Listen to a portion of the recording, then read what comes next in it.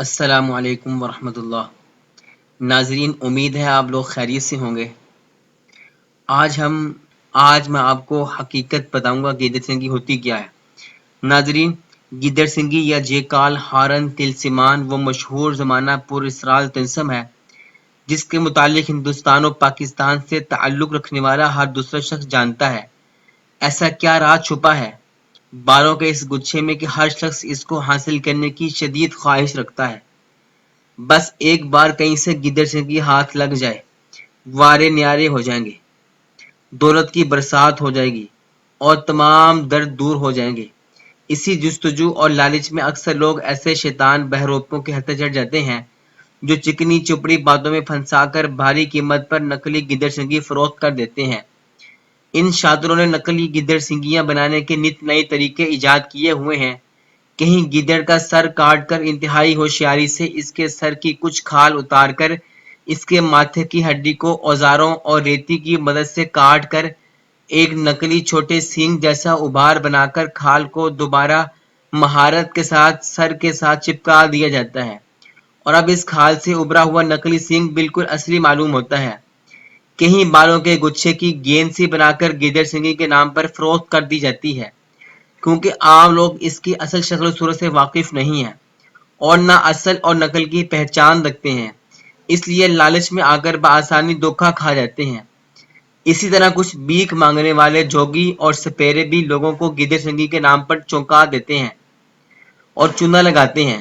سوچنے کی بات یہ ہے کہ اگر ان کے پاس اصلی گیدڑ سنگی ہوتی تو وہ خود خوشحال ہوتے اور در بدر بھیک نہ مانگ رہے ہوتے۔ علوم روحانیات اور علم سیمیا کے ماہرین کے مطابق گیدڑ سنگی ایک ایسا زبردست طلسم ہے جس پر کسی قسم کے علم، عمل یا چلہ کی ضرورت نہیں پڑتی، بلکہ یہ اپنے آپ میں ایک ایسی انمول قدرتی چیز ہے جس میں بے شمار طاقتور مخفی فوائد چھپے ہوئے ہیں۔ اس کے اثرات اتنے تیز ہوتے ہیں کہ کچھ ہی عرصے میں کنگلے کے بنگلے بن جاتے ہیں۔ اسی لیے علم سیمیا کے ماہرین نے ہمیشہ اس علم کو مخفی رکھا اور نہ ہی کبھی اس پر کوئی کتاب لکھی۔ بے شک اپنی نعمتیں بخشنے والی ذات تو اللہ تعالیٰ ہی کی ہے جو جس وسیلے سے چاہے بندے کو نواز دے۔ گیدڑ سنگی سے بر صغیر پاک و ہند کے لوگ بخوبی واقف ہیں۔ یہ بھی ایک طلسم کی حیثیت رکھتی ہے اور خیال کیا جاتا ہے کہ جس کے پاس گیدڑ سنگی ہو اس پر دولت کی بارش ہوتی ہے۔ اصلی جوگی حضرات کے بقول کوئی بھی اس وقت تک مکمل جوگی نہیں ہو سکتا جب تک اس کے پاس گیدڑ سنگی اور سام کا منکا موجود نہ ہو۔ گیدڑ سنگی کیا ہے، کیسے اور کہاں سے ملتی ہے؟ بالوں کے اس گچھے میں ایسے کیا راز پنہاں ہیں کہ لوگ اس کو حاصل کرنے کے لیے منہ مانگی رقم ادا کرنے کو تیار ہوتے ہیں؟ جس طرح اللہ تعالیٰ نے دنیا میں بے شمار پیڑ پودے، پھل پھول اور جڑی بوٹیاں پیدا کی ہیں جو ہمارے لیے غذا بھی ہیں اور دوا بھی۔ جڑی بوٹیاں بے شمار طبی خواص بھی رکھتی ہیں جو انسان کے لیے بے شمار فوائد کی حامل ہیں۔ اسی طرح مختلف جانور اور ان کے مختلف اعضاء بھی بے شمار خواص رکھتے ہیں۔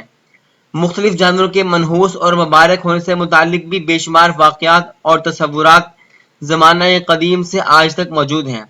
عوام میں گیدڑ سنگی سے متعلق بے شمار غلط فہمیاں پائی جاتی ہیں۔ کچھ لوگ اس کو گیدڑ کی ناف سمجھتے ہیں، کچھ لوگ اسے سر ایک بالوں کا گچھا سمجھتے ہیں، کچھ جوگی اس کو ایک ایسے گیدڑ کے سر پر نکلنے والا سینگ بتاتے ہیں جو کہ گلہری کے برابر ہوتا ہے اور پہاڑی علاقوں میں پایا جاتا ہے، جس کو تلاش کرنا بھی جوئے شیر لانے سے کم نہیں۔ کچھ لوگ سمجھتے ہیں کہ اس کو سور کے خون اور دیگر کچھ اشیاء سے بنایا جاتا ہے۔ اس کے علاوہ گیدڑ سنگی کو صرف دولت حاصل کرنے کا ذریعہ بھی سمجھا جاتا ہے۔ اس پوسٹ میں آپ کو گیدڑ سنگی سے متعلق تمام اصلی اور تحقیق شدہ معلومات فراہم کی جائیں گی تاکہ غلط فہمیاں دور ہو جائیں۔ گیدڑ سنگی ایک سینگ ہوتا ہے جو کہ گیدڑوں میں ایک خاص گیدڑ کے سر میں ایک بڑے دانے کی طرح ابھرا ہوتا ہے اور وقت کے ساتھ ساتھ بڑھتا جاتا ہے۔ یہ آدھا انچ تک بھی ہو جاتا ہے۔ عامل حضرات اس سینگ کو اس کی جڑ سمیت گیدڑ کے سر سے نکال کر باقاعدہ حنوط کرتے ہیں۔ اس کے بعد اس سینگ کو سندور میں رکھا جاتا ہے۔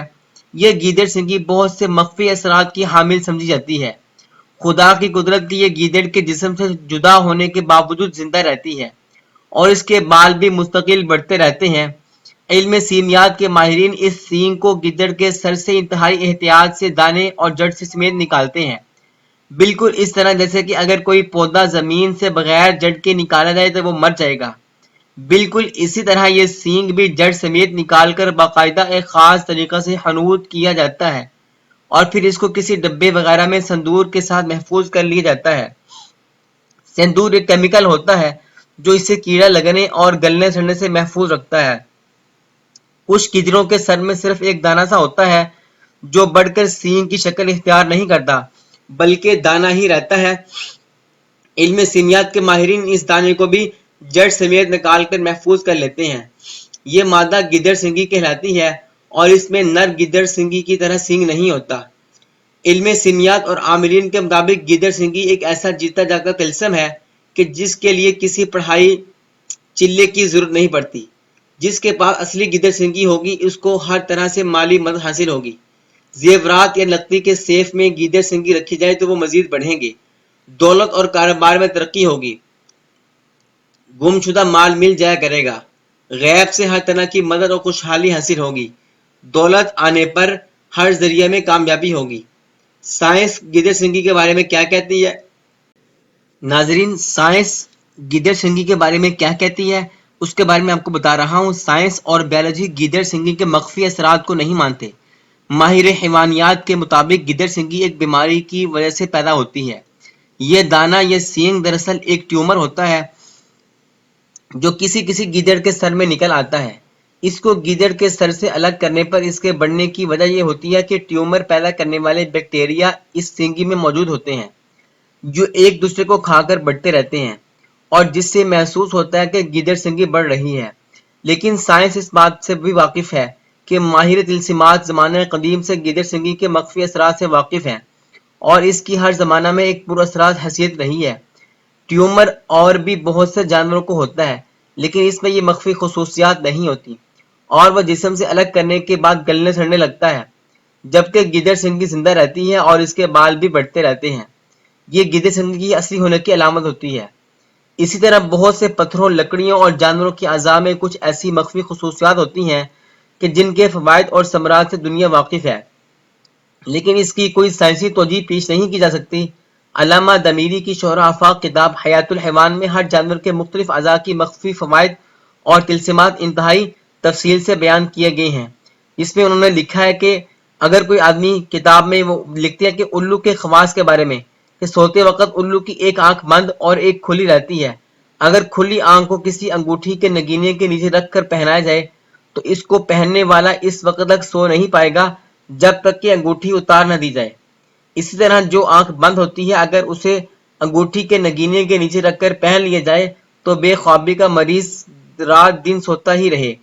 ایک اور جگہ اونٹ کے باب میں لکھتے ہیں کہ اگر اونٹ کی چیچڑی کسی عاشق نامراد کی آستین سے باندھ دی جائے تو اس کی بیماری عشق ختم ہو جاتی ہے۔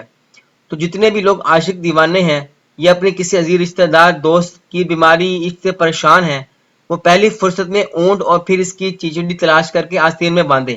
ناظرین، یہ تھی آج ہماری گیدڑ سنگی کے بارے میں معلومات۔ اگر آپ کو ہماری یہ ویڈیو اچھی لگی ہو، یہ معلومات اچھی لگی ہوں، آپ اس ویڈیو کو لائک کیجئے، شیئر کیجئے۔ ملتے ہم ایک اور ویڈیو کے ساتھ، تب تک کے لیے اللہ حافظ۔